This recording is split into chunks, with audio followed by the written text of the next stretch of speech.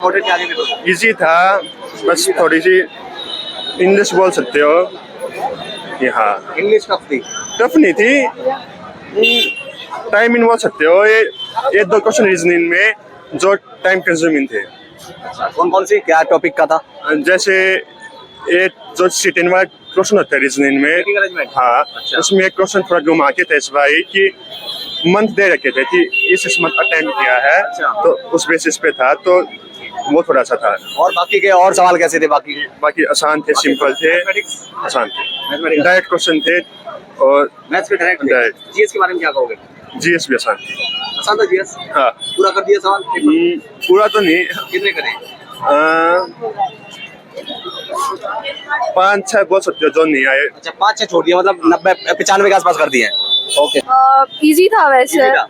क्योंकि मैं इस बैकग्राउंड से नहीं हूँ और मैंने तैयारी नहीं की, बट स्टिल मेरे 79 क्वेश्चंस अरे अटेम्प्ट बाप, आपने तैयारी भी नहीं करी इस बैकग्राउंड से, फिर भी आपने मतलब इजी लग रहा है आपको और इतना। मैं यूपीएससी की तैयारी कर अच्छा, रही हूँ, तो UPSC इस की वजह से मुझे इंग्लिश पोर्शन और रीजनिंग वगैरह सारे इजी लगे। सारी मैं easy लगी? जी मैथमेटिकल पोर्शन मैंने छोड़ा है क्योंकि नेगेटिव मार्किंग की वजह से, हाँ। बट अगर उसकी प्रिपरेशन करते हैं तो वो हो जाएगा। अच्छा मैथमेटिक्स और रीजनिंग के थोड़ा आऊंगा मैं, लेकिन मैं क्योंकि जीएस जो इन लोगों को टफ लग रहा है और अब की बार जो जीएस पूछा जा रहा है वो यूपीएससी लेवल का है, लाइक स्टेटमेंट वाइज, तो उसमें ऑब्वियसली आपको एलिजिबल हो क्योंकि हम लोग वहाँ पर लाइक एनिमेशन टेक्निक वगैरह बहुत सारी चीजों को करते हैं। जी सर। तो यूपीएससी में सेम क्वेश्चंस आते हैं हाँ। स्टेटमेंट बेस्ड, तो इसलिए हम उसी लेवल की तैयारी करते हैं। हाँ। तो इसीलिए इजी था वो तो मुझे। जीएस आपके लिए इजी लगा होगा? जी सर, मेरे लिए तो जीएस इजी था। जहाँ हम लोग वहाँ पर क्या कहते हैं यूपीएससी में जहाँ आप लोग मैथ्स को थोड़ा बहुत छोड़ देते हैं, उसकी भरपाई इधर जीएस में हो गई। हाँ जी, मैथ भी उस लेवल का नहीं था बेसिकली। अब तो सी सेट में भी मैथ काफी हार्ड हाँ, आता काफी hard आ रहा है, तो उस लेवल से तो इजी था। बस ये था कि इनका मैथ जो होता है वो 10th लेवल तक का होता है, यूपीएससी में 10th लेवल तक का मैथ नहीं होता। तो वहाँ जो ये ट्रिग्नोमेट्री के क्वेश्चंस थे वो थोड़े हार्ड बोल सकते हैं। बाकी जो मेंसुरेशन वाला पोर्शन था वो 8th क्लास में कवर हो जाता है, अच्छा। वॉल्यूम वगैरह सारा। तो ओवरऑल मॉडरेट था, हमारे लिए इजी बोल सकते हैं। वैसे मॉडरेट था, डिफिकल्ट नहीं था। मैथ्स के कितने सवाल करे हैं आपने? सर मैंने 9 किए थे। 9 कर दिए। टाइम रिफ्रेन भी था, इस वजह से मेरे 9 ही हो पाए। ओके, और जीएस में? जीएस में मैंने 22 किए हैं। 22। बाकी के 3 सवाल किसके थे? करंट अफेयर के थे या जो छोड़े हैं या कोई और, क्या कहाँ से छोड़ा है? करंट अफेयर में ही छोड़ा। एक बुक वाला क्वेश्चन था, अच्छा। जो एक बुक थी उसमें ऑथर क्या कहना चाह रहे हैं उसके ऊपर, क्योंकि मैंने उस बुक के बारे में पढ़ा नहीं था, तो इसलिए ज्यादा मैंने उसमें टाइम वेस्ट किया नहीं। तो ओवरऑल पेपर मतलब इजी कह सकते हैं, इजी टू कह मॉडरेट। सकते हैं, मॉडरेट भी बोल सकते हैं। इंग्लिश कैसा था? इंग्लिश बहुत इजी है, बहुत easy था। इंग्लिश बहुत क्योंकि ज्यादा। सीसेट में पैसेज आता है, तो पैसेज में तो कोई दिक्कत रही नहीं होगी। मैसेज तो 4-5 क्वेश्चन सारे ही इजी थे, और बाकी भी एंटोनियम सिनोनियम सारे इजी थे। और किस किस टॉपिक के सवाल थे? टॉपिक से इंग्लिश में, हाँ। इंग्लिश में भी स्टेटमेंट बेस्ड थे कि 4 स्टेटमेंट है, उसको फिर उसमें लगाना है, सीरीज में लगाना है। बेसिकली ऐसे क्वेश्चन सीडीएस में ज्यादा आते हैं। अच्छा अच्छा।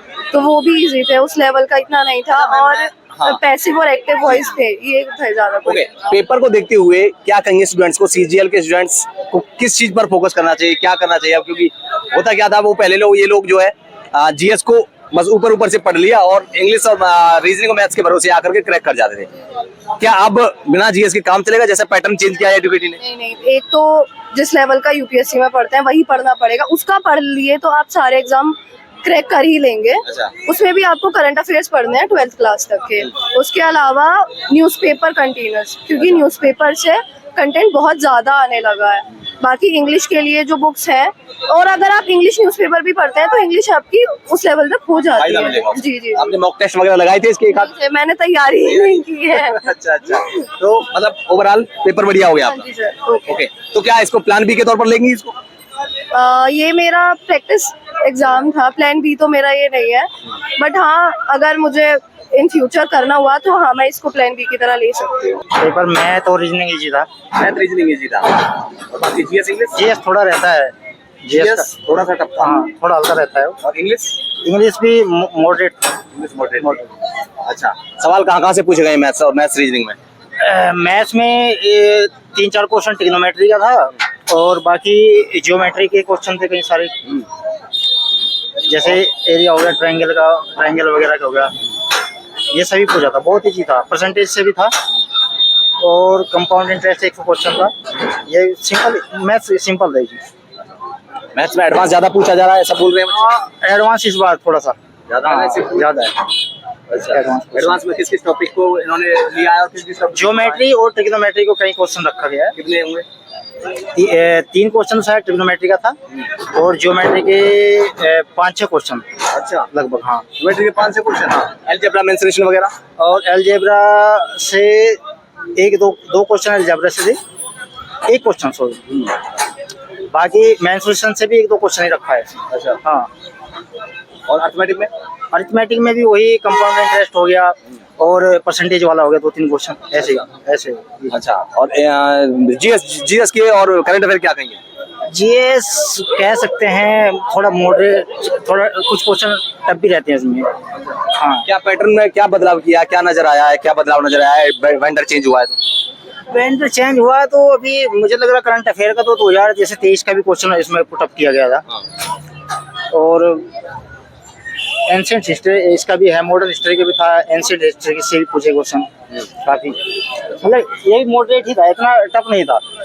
पेपर को देखते हो क्या कहेंगे स्टूडेंट्स को, जो नए स्टूडेंट्स तैयारी करना चाहते हैं कि किन किन चीजों पर फोकस करें जिस वजह से आप इसको क्रैक कर पाएंगे? मेरे हिसाब से मैथ रीजनिंग को अच्छे से पढ़ ले टाइम दे के, और जीएस भी जैसे करंट अफेयर हो गया और मॉडर्न हिस्ट्री हो गया, एंशिएंट हिस्ट्री हो गया, ये मतलब ठीक ठाक देख लो। और करंट अफेयर तो डेली देखना चाहिए। टेस्ट वगैरह लगाए थे आपने? हाँ, मॉक टेस्ट। कितने नंबर आते थे मॉक टेस्ट में आपके? मॉक टेस्ट में मेरा 120 के आसपास रहता है। हाँ, 120। टीसीएस वाले में?